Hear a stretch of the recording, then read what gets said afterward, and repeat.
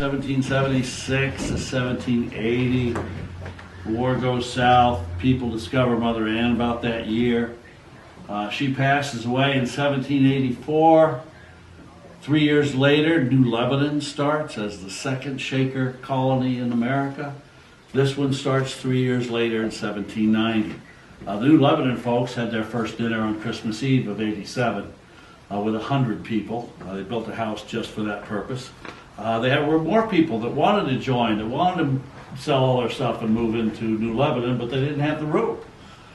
So the same year, they built a meeting house across the street here, and the folks that lived here, the 17 families or so, worshiped there with anybody else that wanted to come. And in 1790 said, well, they did it down there, let's do it here too. So they all donated their land to the cause and started bringing in their neighbors, and they're bringing their, of course, their furniture and their clothing and all of that, and their wagon, and some of them are bringing their cattle and their horses and their farm equipment and all of this. One girl's writing that she's sleeping in a barn with 10 other girls. There's hay on the floor with sheets on top. The girl with 10 dresses is sharing them with the girls that have 2. They're eating thin potato soup and something called water porridge and thinking this is the greatest thing in the whole wide world. And decide, of course, the one thing they need is more buildings. Well, it turns out the Goodriches had a lumber mill up on the hill at the creek, but the Shakers needed more power. So I'm guessing they probably got together with folks from down the road in New Lebanon, and they went on the hill across the street, and just beyond those trees, they hand dug a 3 million gallon hole in the ground. They took the dirt out of the high side of the mountain, piled it on the low side, and set up an aqueduct to come across the road to a 20-foot water wheel here. This ran really good, but it was probably in the open air. I asked a couple of folks to look around at the difference between that side and this side, and well, that's possibly a colonial farmhouse, and this is what's left of the machine shop that was over there in 1830, and in 1830 they had to build a brand new dwelling, so they started moving buildings and taking buildings down, and the machine shop was attached to this one, and boy, they just put it together. You got mortises that don't go to anything over here. I got a post over here that used to be a carrying beam, these kind of things. So they pretty much just threw this up and got it running. Well, that was 1830. The water wheel here worked really good with the aqueduct in the very beginning in 1790. But after a while, of course, winter comes and the aqueduct doesn't work so well in the winter. So they went to log plumbing in the early 1800s. Right up here above your head, you see that log drilled out with the auger. And I think this log is probably set to the side because it went off center. Normally what you end up with is about an 8 to 10 inch hole in the log. You pin them together with iron staples, wrap the joint in oilcloth, and when you put it in the ground, if it doesn't get any air, it doesn't rot. So they're in there for decades. And they got that, ran the piping all the way down, made the wheel an undershot water wheel, and that ran very nicely, and they kept that going for about 40 years till the 1850s.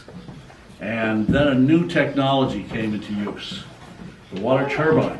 It's being developed in Europe and America, and it just so happens out in Cohoes is a fellow who's an architect, and Cohoes, he's designing factories and stuff, and he puts, Cohoes actually has one neat feature. It has a very large waterfall.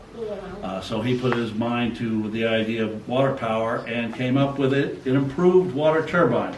And the Shaker brothers heard about it, so they went down. They liked what they saw. They gave him $15 for the drawings and had it cast in Springfield and installed all new iron piping and the turbine in 1860. Got that thing running. And it was a big improvement, more powerful, more compact, and they liked it so much they decided to repeat it. You'll find that's what the Shakers did. They find the best thing and then they keep doing it.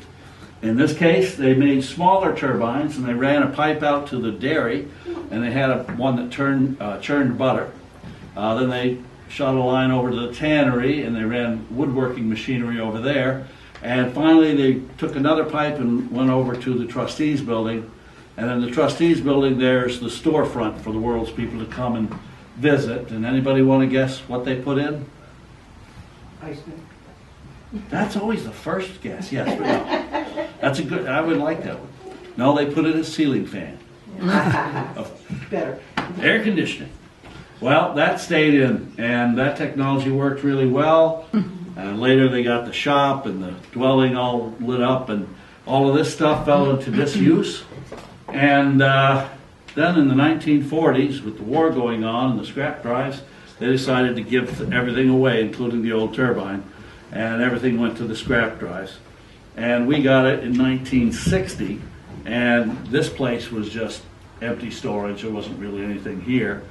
But of course, museum folks like to read, and some folks were doing research in Albany and found the drawings from 1860, and that little Stanley Electric Works had grown up in the meantime and become General Electric, and they helped us out with some money and some engineers, and we got a brand new turbine cast in the same foundry that did the first one. Wow. And today we're running 1860 technology in the 21st century. It's a nice little unit. Off of two mountains, so I guess it's rainwater. I'm not a geologist or a naturalist or any other guy. So the rain comes off of that, makes a creek, and then you have this 3 million gallon hole where you store water. When it gets overflowed, it goes down the creek, down by the side of the property and out to the Housatonic River. But here, when I open up this, I'm going to have 280 gallons a minute falling 50 feet. Wow. That's a 5-story building, and that's how high the reservoir is from here. That gives me 22 pounds a square inch coming through the pipe. I've got the 12-inch iron pipe coming down from the mountain, going into an 8-inch pipe, and then right into the turbine. And what's in the turbine is 12 jets all the way around the outside, all pointing in the direction of the spin. And you've got 2 wheels, one inside the other one. So the outside wheel takes in the water, shoots it into the inside wheel, that reverses it and spins it out, and you'll see the stuff fly. And of course, water has to go downhill. So what the Shakers did in 1790 was they hand dug a trench from here to the tree line out there, lined it with stone and capped it, and today it takes the water to the swamp. And the swamp drains into the Housatonic River. So you're not adding anything to the water, you're not taking anything out of it. You're just storing it and then running it through the turbine. And it will get a bit noisy and maybe a couple degrees cooler.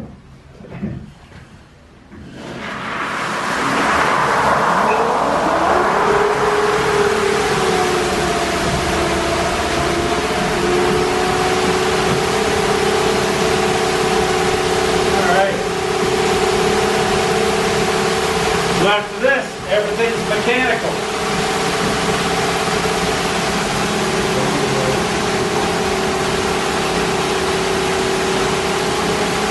Alright, up here I've got a wheel. Doesn't do anything. Just rides it. It's an idler wheel. Right next to it, right beside it, is a drive wheel. The drive wheel is connected to the shaft. So all I have to do is slide the belt over.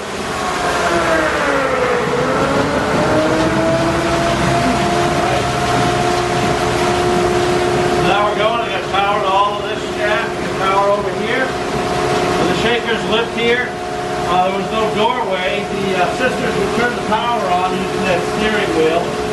There was a wheel on this shaft, the belt came down to the floor, and another setup set the belt up through there, ran the washing machine, the large barrel on its side, a couple of chambers. Of course, Mother Ann had said start the week clean.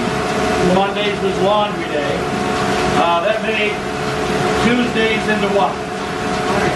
Ironing day. So on a day like today, they'd hang it outside. Rainy day would go upstairs to the next floor, the 3rd floor. Then they'd pitch it into the ironing room on the other side. Use those wonderful iron irons down there. When the guys had the power over here, there was another shaft up here with some wheels. When you wanted to use it, you'd slide it over and lock it in the flywheel. What that did is set belts up through the ceiling. They ran machinery up on the second floor, and then another setup set belts to the third floor and ran machinery up there. The thing is, you can only run about 3 machines at a time, so you couldn't do a whole lot of industry. Today I've got 2 machines that work. One is this bandsaw, real nice unit, late 1800s I'm guessing. And this is the place where you're going to cut all your straight wood, all your square stock. So whether you're making a leg for a chair or you're making a box, you got to start with square stock. And it has an idler wheel and a drive wheel. And a tendency to water.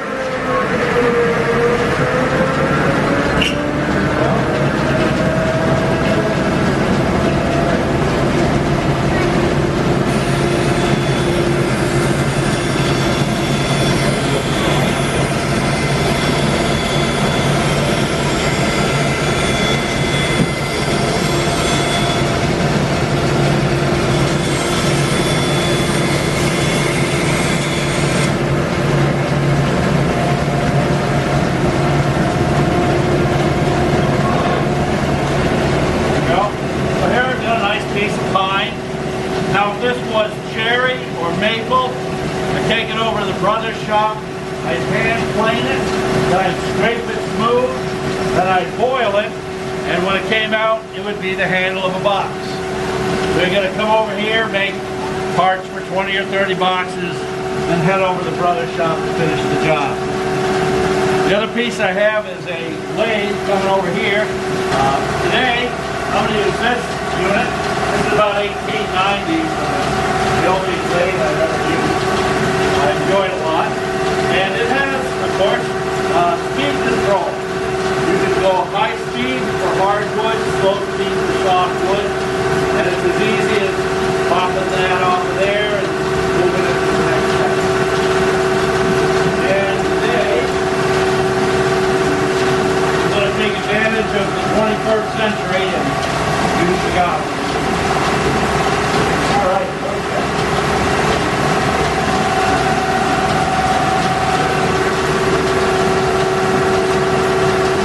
A lot of fun. You can do a lot of neat, very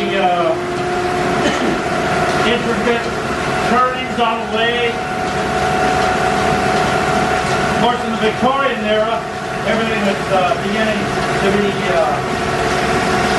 industrialized, so weaving and wood turning and stuff, things became a lot cheaper. People wanted to be fancy. They had 3 rugs on the floor. 2 sets of drapes hanging from the dining room. The horse shakers didn't go for fancy so much. They were looking for things, very simple lines, stuff, curves and stuff that you find in nature. Nothing fancy, so you didn't have, pride getting involved. I'm going to turn this down a bit. I'll be right with you. So either a turbine or water or a wheel and we might turn it up to So this is the outside ring. So there's 12 jets all the way around this.